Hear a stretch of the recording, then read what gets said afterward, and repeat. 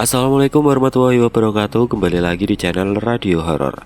Untuk kisah kali ini saya akan membawakan sebuah cerita dari tulisannya Om Ras. Dan untuk kisah yang akan saya bawakan kali ini, sebuah cerita yang berjudul Kuntong, makhluk gaib pembawa santet. Dan sebelum kita lanjut ke ceritanya, tekan dulu tombol like video ini dan jangan lupa tekan juga tombol subscribe channel ini. Nyalakan juga lonceng notifikasinya agar tidak ketinggalan cerita-cerita lainnya dari channel ini. Dan buat teman-teman yang pengen membaca langsung ceritanya, nanti silahkan saja kunjungi linknya yang nanti akan saya sertakan di kolom deskripsi. Dan seperti apa untuk kisah kali ini? Langsung saja kita masuk ke ceritanya.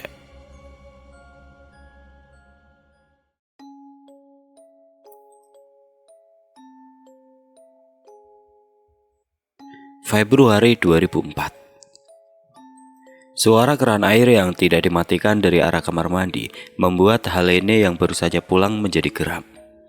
Mematikan keran air setelah digunakan itu, apa harus diajari juga? Teriak Helene. Setelah meletakkan tasnya dengan kasar di atas meja, ia langsung berjalan ke arah kamar mandi yang terlihat sudah banjir. Air melebar sampai keluar melalui celah di bawah pintu. Padahal kamar mandi di rumah itu dibuat lebih rendah dari lantai dapur dan juga memiliki pembatas yang lumayan tinggi. Jadi kalau hanya lupa mematikan air keran beberapa menit saja, maka airnya tidak akan banjir sampai keluar. "Wah!" Teriakan Helene membuat suaminya yang baru saja meletakkan sepatu di atas rak menjadi kaget. Bergegas ia menghampiri Helene yang sudah terduduk dengan wajah pucat. "Ada apa?" tanya suaminya. Seakan tidak mampu lagi berbicara, Helene hanya menunjuk ke arah kamar mandi. Saat suaminya membuka pintu kamar mandi itu, terlihat sesosok tubuh sudah terbaring tidak berdaya di sana. Di pergelangan tangannya terlihat luka sayatan yang sudah tidak lagi mengeluarkan darah.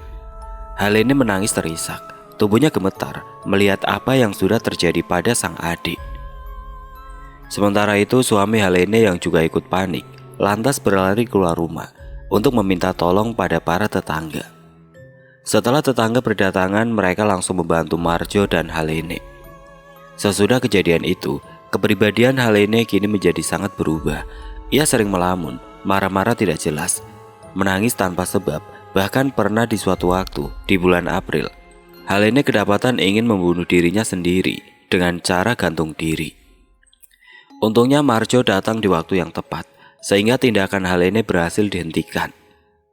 Tidak lama setelah itu Helene mendapatkan kabar bahwa ibunya meninggal karena kecelakaan saat pergi ke pasar bersama bibi Helene. Tidak hanya ibunya, bibinya yang sempat dibawa ke rumah sakit pun ternyata juga meninggal beberapa saat setelah sampai di rumah sakit. Dengan kepergian ibunya, hidup Helene semakin terpuruk. Ditambah perasaan aneh yang ia rasakan selalu muncul saat ia sendirian. Perasaan sedih dan kalut yang teramat sangat membuatnya selalu ingin mengakhiri hidupnya. Juni 2004, Helene lagi-lagi mendapatkan kabar duka. Dua keponakannya yang berusia 12 dan 7 tahun meninggal karena terserang muntaber. Di tahun itu satu persatu anggota keluarga besarnya mati dengan berbagai macam sebab. Entah apa ini hanya kebetulan saja atau ada sesuatu yang besar di balik semua tragedi ini.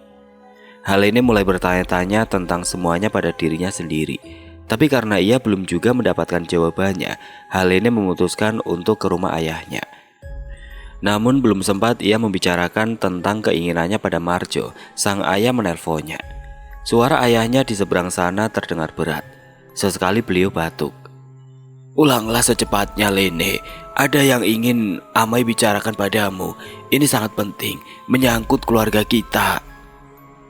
Marjo mengangguk sebagai tanda ia mengizinkan Helene untuk pulang. Keesokan harinya Marjo dan Helene bersiap untuk berangkat menuju desa tempat ayahnya tinggal. Ayahnya tinggal di provinsi yang berbeda. Di jalan Helene tidak berhenti memikirkan apa yang ingin ayahnya bicarakan padanya. Hatinya berdegup-degup karenanya. Setelah menempuh perjalanan yang cukup panjang dan melelahkan, akhirnya mereka sampai juga di desa kelahirannya.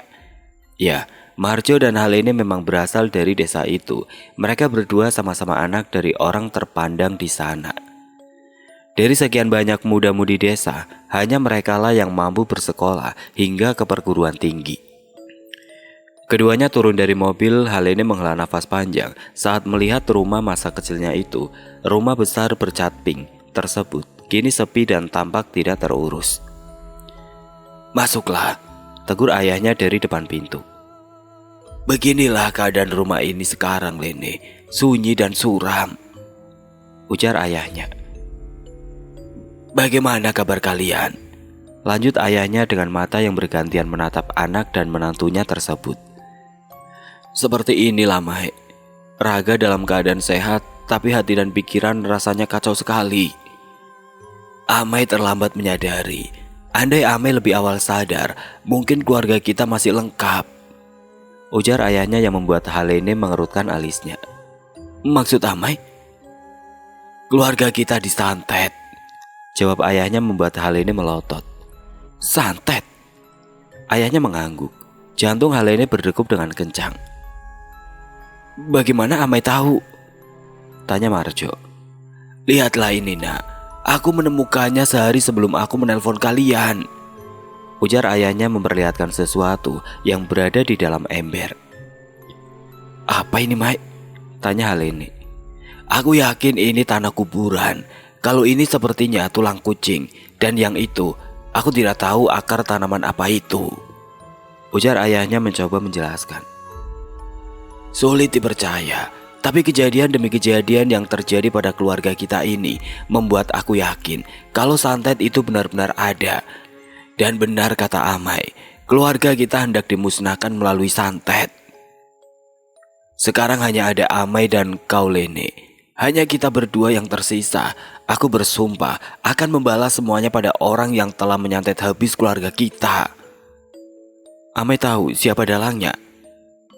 Ayahnya terlihat diam untuk beberapa saat. Kemudian ia menghela nafas panjang. "Amai yakin dia orangnya." Siapa, Mai?" "Lapu Kamboy," ujar ayahnya menyebutkan sebuah nama yang membuat Helene ternganga. "Ah?" Marjo pun ikut kaget mendengar sebuah nama yang disebutkan oleh ayah mertuanya tersebut. Bagaimana tidak, sebab Lapu Kamboy adalah rekan bisnis ayah mertuanya itu.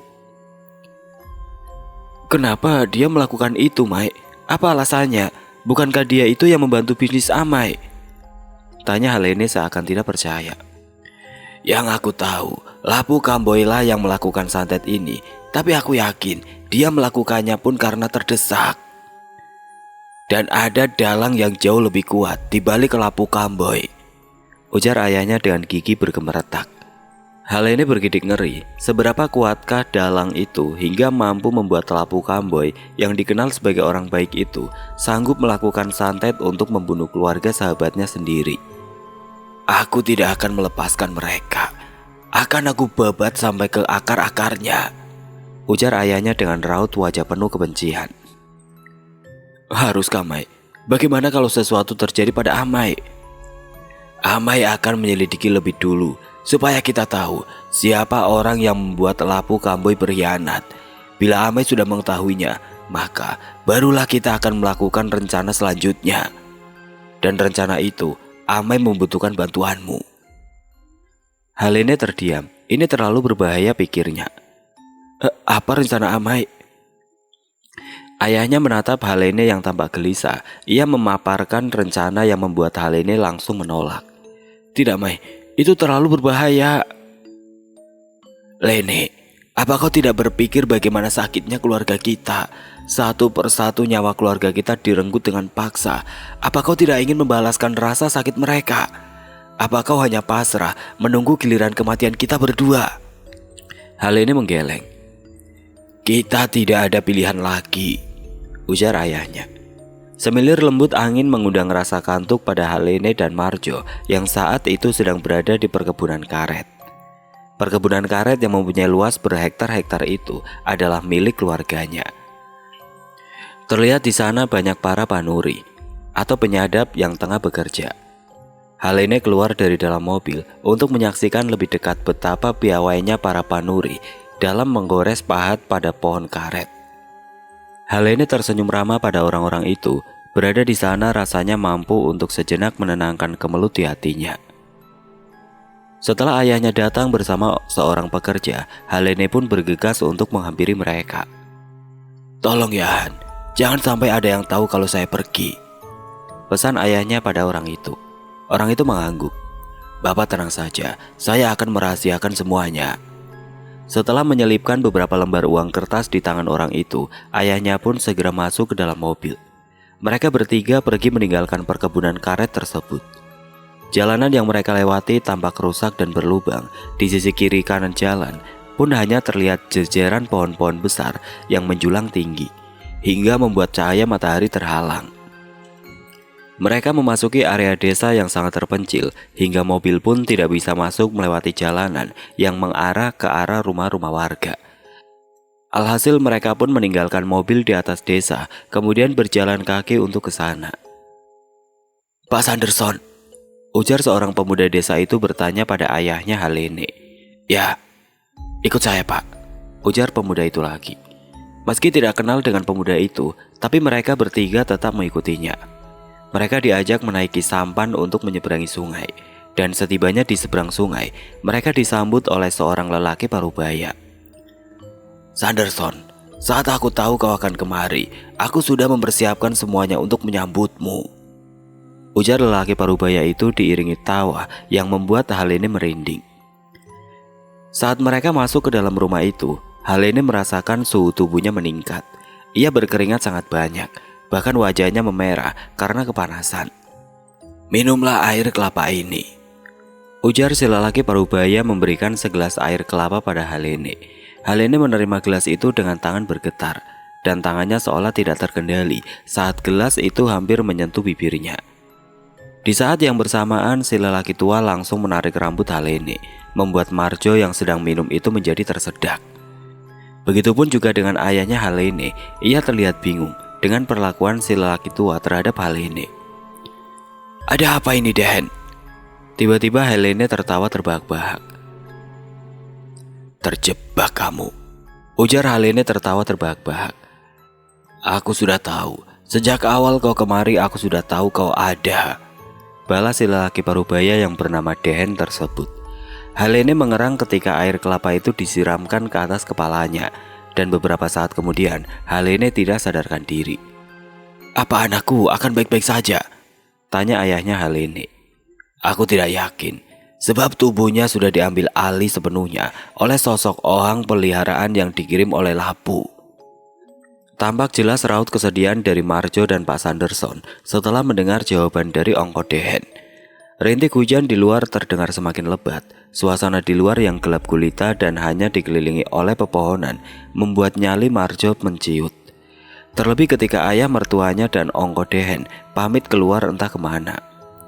Untungnya keadaan Helene cukup tenang setelah disiram dengan air kelapa tadi, dan Marjo pun bisa untuk mengistirahatkan matanya. Saat ia sudah terlelap, Marjo dibangunkan oleh kedatangan ayah mertuanya dan Ongko Dehen. "Lene kemana, Jo?" tanya Pak Sanderson bingung ketika melihat Helene sudah tidak ada di sana. "Ah, loh, tadi istriku masih tidur di sini," ujar Marjo.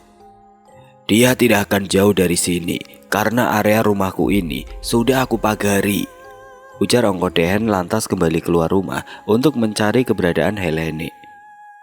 "Den, kami ikut ya," ujar Pak Sanderson.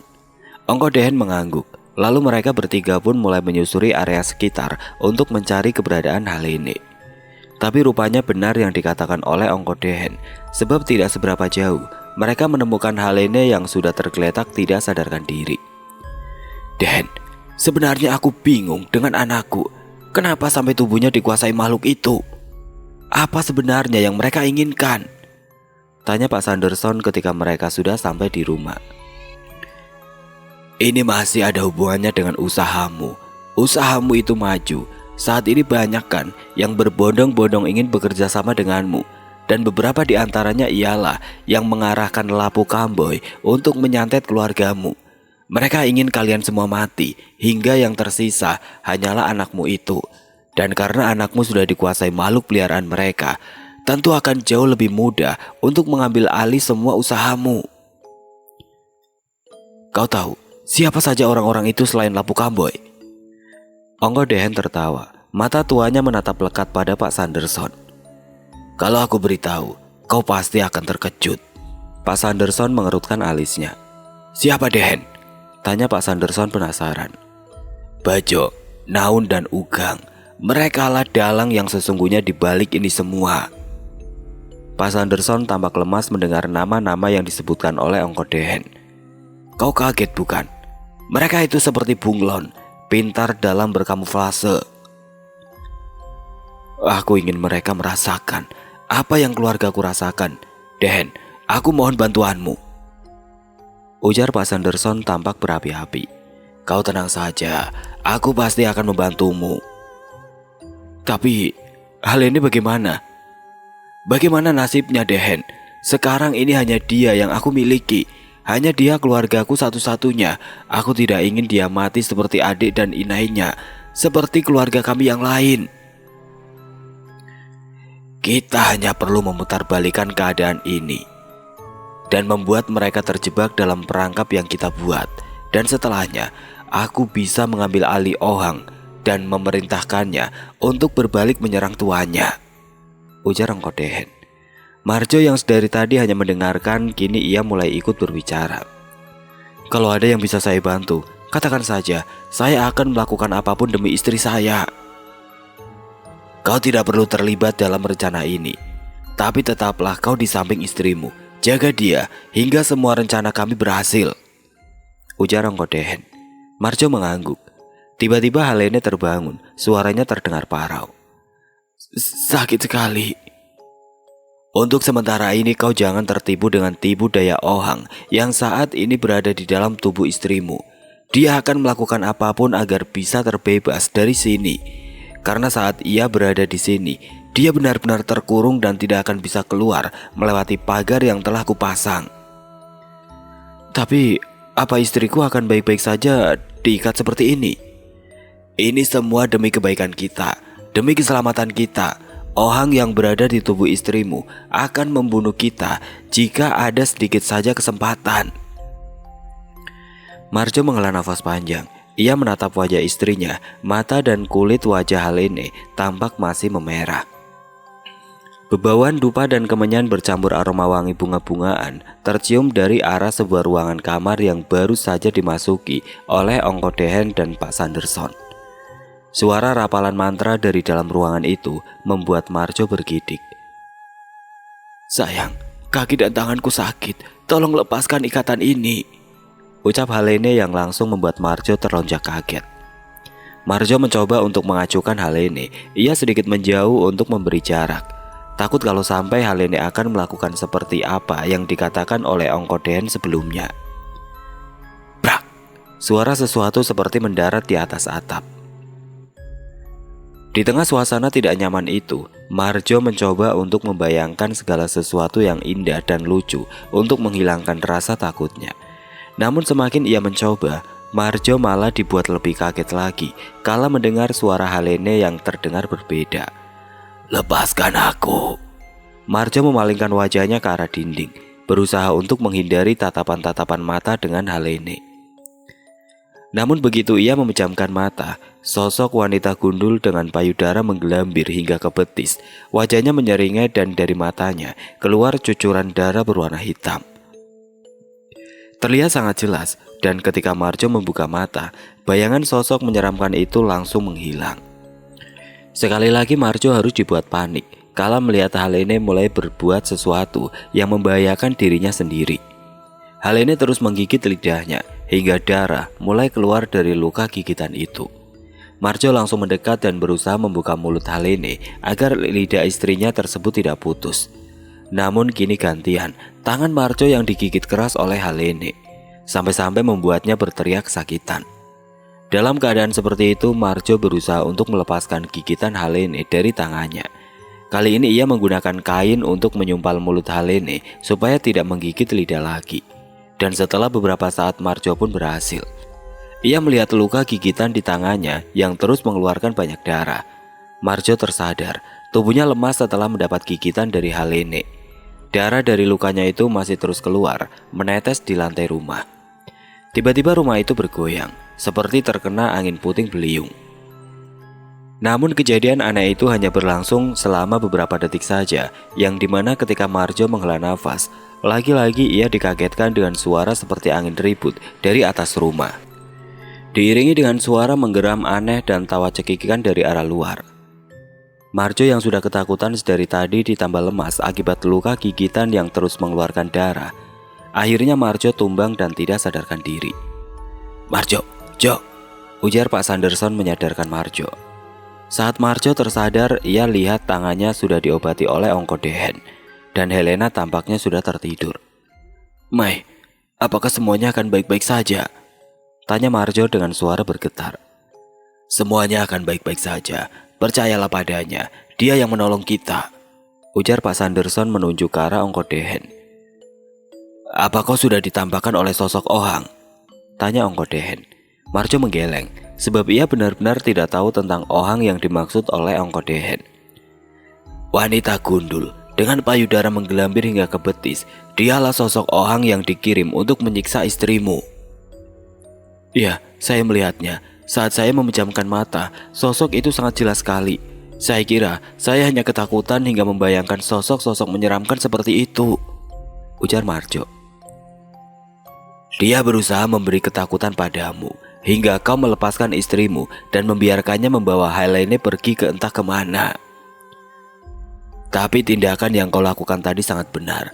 Kau memang benar-benar ingin kesembuhan untuk istrimu," lanjut Ongkodehen. Marjo menunduk. Ia menghela nafas lega. "Sampai kapan kira-kira istri saya begini?"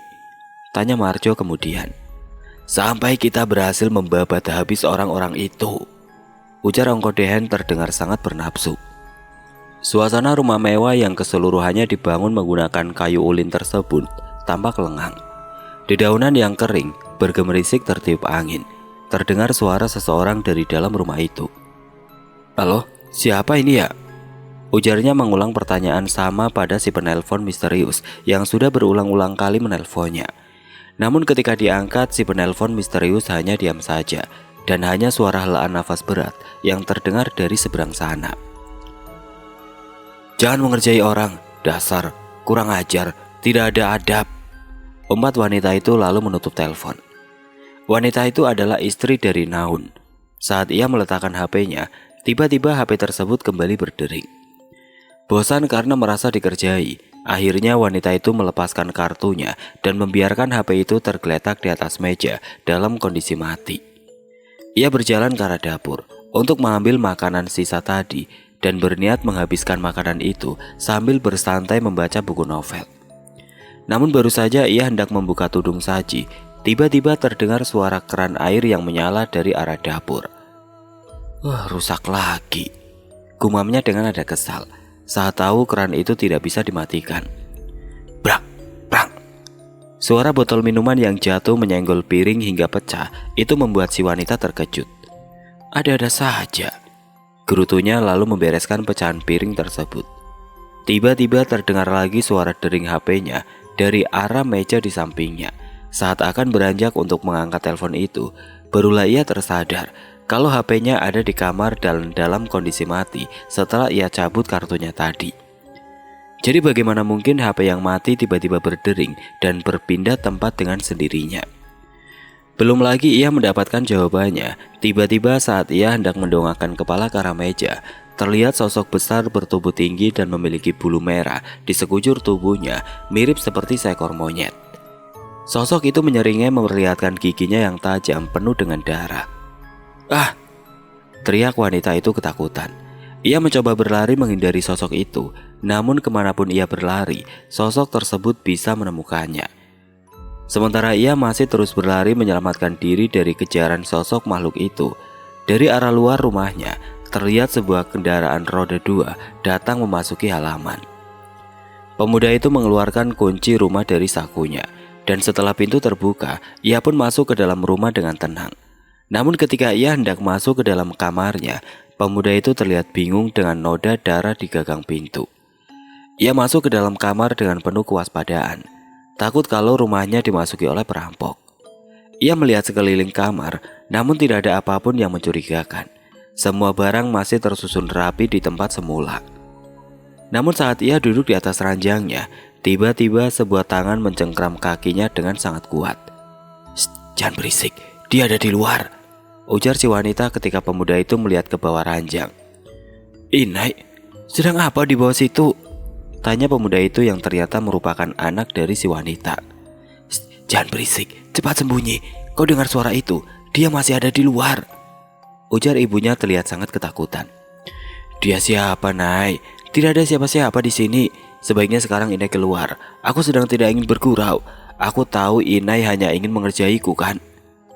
Tiba-tiba ibunya berteriak ketakutan, hingga membuat pemuda itu kaget. Merasa ibunya hanya mengerjainya, akhirnya pemuda itu keluar dari dalam kamar dan membiarkan ibunya yang masih berteriak ketakutan di bawah ranjang. Namun hal yang sangat mengerikan terjadi. Baru saja si pemuda membuka tudung saji, tiba-tiba terdengar suara teriakan kesakitan dari dalam kamarnya.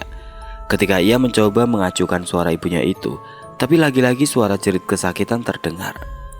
Akhirnya ia kembali ke dalam kamar untuk menegur ibunya yang masih ia anggap bergurau tersebut. Akan tetapi ketika pintu kamar dibuka, dia disuguhkan dengan pemandangan mengerikan. Darah berceceran di lantai kamar, dan ibunya sudah tidak sadarkan diri dengan gunting yang masih berada di genggamannya. Tentu saja ia sangat kaget, panik, dan ketakutan melihat keadaan ibunya yang sudah seperti itu. Senyum puas terlihat dari Pak Sanderson kala menerima panggilan dari seseorang. "Bagaimana?" tanya Ongko Dehen. Pak Sanderson mengangguk, sementara Marjo yang melihat mereka hanya terdiam karena tidak tahu apa yang sedang ayah mertuanya bicarakan. "Satu persatu, sampah sudah kita singkirkan," ujar Pak Sanderson. "Ya, tinggal sapu habis sampah-sampah yang lain," sahut Ongko Dehen tertawa. Keduanya tertawa, tawanya begitu puas terdengar. "Naun sudah mati," ujar seorang laki-laki berbadan besar dengan kumis tebal menghiasi atas bibirnya, yang tidak lain merupakan seorang bernama Bajo. "Bagaimana dengan ohangmu?" ujar lelaki bertubuh kurus yang memiliki bercak-bercak seperti bekas cacar di wajahnya. "Tidak pernah pulang. Kurasa Sanderson sudah tahu dan mulai mengincar kita untuk membalas dendam," ujar Pak Bajo terlihat panik. "Kalau begitu, kita harus melakukan sesuatu agar keluarga kita tetap aman. Ya, secepatnya kita harus melakukan perlawanan." Malam itu di sebuah rumah kecil terlihat 3 orang yang tengah duduk bersila. Di hadapan mereka tersusun rapi berbagai macam barang yang digunakan untuk ritual. "Aku tidak bisa melihat mereka. Orang yang menolong Sanderson pasti memiliki ilmu tinggi. Tidak mudah melawan mereka karena kita saat ini seperti diserang kawanan kelelawar dalam kegelapan. Kita tidak bisa melihat mereka, tapi mereka bisa melihat kita dengan jelas," ujar lelaki tua itu. Pak Bajo dan Pak Ugang tampak panik mendengar ucapan orang tua itu. "Apa tidak bisa kita melakukan hal yang serupa buat agar kita tidak terlihat oleh mereka, jadi mereka tidak akan bisa menyerang kita?" ujar Pak Ugang. Lelaki tua itu terdiam. Beberapa saat kemudian ia menggeleng. "Kau tidak bisa lepas tangan begitu saja. Kau harus buat Sanderson mati," ujar Pak Bajo. Pertemuan mereka malam itu diakhiri dengan perdebatan besar antara mereka yang saling menyalahkan. Dan tepat di malam itu juga anak dan istri Pak Bajo mengalami kecelakaan tunggal saat akan pulang ke rumah mereka. Tidak ada yang selamat dalam kecelakaan itu. Istrinya meninggal di tempat kejadian, sementara anaknya meninggal dalam perjalanan menuju ke rumah sakit. Pak Bajo dan Pak Ugang semakin panik karena satu persatu keluarga mereka mulai terkena imbasnya. Sementara itu Lapu Kamboy yang sudah mengetahui hal itu mulai membuat benteng diri dan keluarganya agar terhindar dari balas dendam Pak Sanderson. "Sampah-sampah itu terlihat semakin menjijikan," ujar Pak Sanderson. "Maaf sebelumnya kok. Tapi bagaimana dengan istri saya? Apakah istri saya bisa secepatnya terbebas dari ohang tersebut?" "Sebentar lagi, di saat Bajo mati, maka ohang miliknya akan mudah kita kendalikan," jawab Ongko Dehen. Marjo menghela nafas panjang. Selama berada di rumah Ongko Dehen tersebut, Marjo benar-benar tidak bisa tidur dengan nyenyak. Ia selalu ketakutan setiap saat. takut dengan berbagai macam hal yang ia sendiri sulit untuk menjelaskannya. Ampun, tolong jangan bunuh aku, ujar Pak Bajo seraya mengangkat kedua tangannya tinggi-tinggi. Makhluk yang sama dengan yang mengganggu istri Naun terlihat menyeringai dengan mulut yang meneteskan darah menatap Pak Bajo. Saat makhluk itu bergerak, Pak Bajo yang ketakutan itu pun langsung berlari. Namun orang-orang di sekitarnya tidak ada yang melihat sosok tersebut. Pak Bajo sampai menangis karena ketakutan. Sejak kapan dia mulai bertingkah seperti itu? Terakhir aku bertemu dengan Bajo beberapa hari lalu, dia masih baik-baik saja, ujar Pak Ugang yang saat itu menjenguk sahabatnya tersebut. Setelah pemakaman anak dan istrinya, dia jadi begitu, jawab salah satu kerabat Pak Bajo. Mendengar jawaban itu Pak Ugang terdiam. Namun tiba-tiba Pak Bajo berusaha melukai dirinya sendiri. Yang beruntungnya tindakannya tersebut langsung dicegah oleh keluarganya. Akhirnya Pak Bajo dipasung agar tidak melukai dirinya sendiri ataupun orang lain. Akan tetapi tidak sampai 24 jam Pak Bajo ditemukan meninggal dunia dalam keadaan masih terpasung. Lagi-lagi Pak Sanderson dan Ongko Dehen tertawa puas. Dan benar saja malam itu setelah kematian Pak Bajo, Ohang yang berada di dalam tubuh Ahlene berhasil dikendalikan oleh Ongko Dehen. Dan Ohang itu pun diperintahkan untuk menyerang keluarga Ugang. Matahari pagi bersinar cerah. Senyuman di wajah Ahlene, Marjo dan Pak Sanderson yang tengah menikmati suasana pagi itu terlihat begitu puas. Kapan kita pulang, Mai? Tanya Ahlene. Sebentar lagi, jawab Pak Sanderson masih dengan bibir yang tersenyum. Jauh berada di kampung Pak Ugang, terlihat kini lelaki itu mengalami sesuatu yang sama dengan yang pernah Ahlene rasakan. Ia yang sekarang lebih banyak melamun, sempat beberapa kali hendak melakukan bunuh diri. Tapi untungnya perbuatannya itu selalu berhasil dihentikan oleh anaknya yang masih berada di rumah itu. Setelah kepulangannya dari luar kota beberapa minggu lalu. Mai, Ina sudah meninggal. Sekarang aku hanya punya Amai. Dan kalau sampai Amai tidak ada lagi di dunia ini, bagaimana aku bisa melanjutkan hidup? Isak anak Pak Ugang yang masih memeluk sang ayah. Inaimu mati gara-gara Amai. Amai pantas mati. Amai pantas mati. Entah mendapat petunjuk dari mana, tapi anak Pak Ugang yang sepertinya menyadari bahwa yang terjadi pada keluarganya dan juga pada keluarga teman ayahnya adalah sebuah santet yang sangat mengerikan. Kau bisa bantu aku kan? Tanya anak Pak Ugang pada salah satu temannya. Pasti, aku pasti akan membantumu. Ia dan temannya berencana untuk mencari seseorang yang bisa memusnahkan santet yang sekarang sedang menyerang keluarganya itu. Namun belum sempat mereka menemukan orang yang bisa memusnahkan santet itu, anak Pak Ugang mengalami kecelakaan tunggal hingga membuatnya meninggal di tempat. Karena kematian anaknya itulah Pak Ugang semakin terpuruk. Bayang-bayang rasa bersalah dan ketakutan semakin gencar menghantuinya. Akhirnya tidak berselang lama, Pak Ugang ditemukan gantung diri di dalam kamarnya oleh salah satu kerabat yang datang menjenguk. Keluarga Pak Naun, Pak Bajo dan Pak Ugang musnah akibat santet yang dikirimkan oleh Pak Sanderson yang membalas dendam atas kematian keluarganya. Bagaimana dengan Lapu Kamboy? Tanya Ongko Dehen. Biarkan saja dulu, dia merasa aman untuk sementara karena aku tidak ingin dia mati dengan cepat. Aku ingin dia tersiksa dulu. Kau paham maksudku kan? Ongko Dehen mengangguk sambil terus menghisap rokoknya. Aroma tembakau linting memenuhi ruangan itu. Lapu Kamboy yang merasa aman-aman saja lantas mulai berpikir bahwa perlindungannya sangat kuat hingga Pak Sanderson dan dukunya tidak bisa untuk menembus. Karena pikirannya itulah, Lapu Kamboy mulai bekerja seperti biasa. Ia juga membolehkan keluarganya untuk melakukan aktivitas di luar rumah.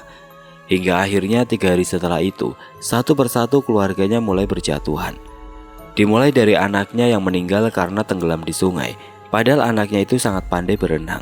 Hingga rasanya ia tidak mungkin tenggelam dengan keadaan sungai yang tidak begitu dalam alias dangkal. Lapu Kamboy terguncang. Ia selalu bersedih dan melamun setelah kematian anak kesayangannya itu.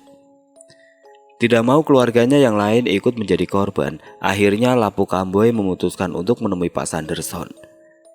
Aku bersalah, Son. Aku sudah mengkhianati persahabatan kita. Aku minta maaf. Kalau kau ingin aku mati, bunuhlah aku, Son. Tapi tolong jangan kau bunuh keluarga aku. Ishak Lapu Kamboy bersujud di kaki Pak Sanderson. Pak Sanderson hanya diam saja, ia tidak berbicara sepatah kata pun. Yang dimana diamnya Pak Sanderson itu membuat Lapu Kamboy emosi.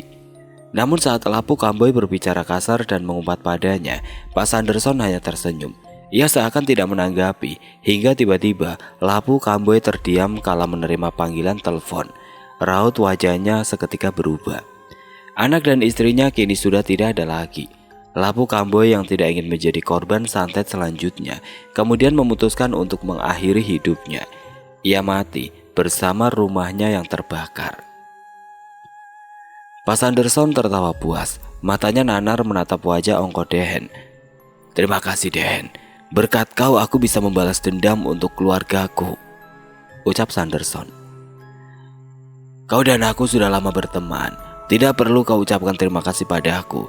Anggap saja apa yang aku lakukan ini untuk keluargaku. Pak Sanderson tersenyum. Ia memberikan sertifikat kebun karetnya pada Ongko Dehen. Ambillah ini. Aku hadiahkan untukmu untuk persahabatan kita. Sanderson, bawalah kembali sertifikat ini bersamamu. Lagi pula mau aku apakan kebun karet itu? Kebun karet di sini saja banyak yang tidak terurus. Kini kebahagiaan kembali menyelimuti keluarga Pak Sanderson, walaupun keluarganya mereka sudah tidak lengkap lagi. Kini Marjo dan Halene memutuskan untuk tinggal di rumah sang ayah, agar ayahnya tidak lagi merasa kesepian.